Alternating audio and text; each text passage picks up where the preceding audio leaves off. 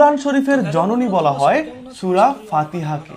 তারপর কুরআন শরীফের আরশ বলা হয় সূরা বাকারাকে। এটা কিন্তু কুরআন শরীফের সবচেয়ে দীর্ঘতম সূরা।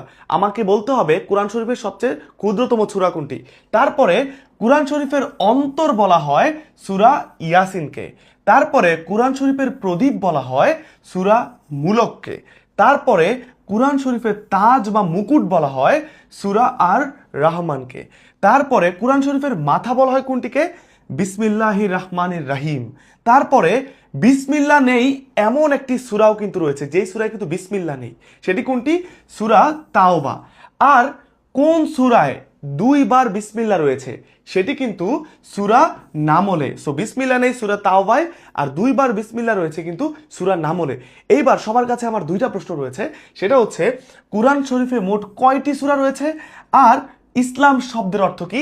যারা জানি তারা কিন্তু কমেন্টে জানিয়ে দেই। আর এই জিনিসগুলো কিন্তু খুবই ইম্পর্টেন্ট, সবার জানা দরকার। তাই একটা রিয়েক্ট দিয়ে শেয়ার করে রাখি, যদি কখনো কোনো পরীক্ষায় আসে বা অ্যাডমিশনে আসে তখনও উত্তর করতে পারবো। আর সবাইকে জানিয়ে দিলে আমরা কিন্তু সওয়াবও পাবো।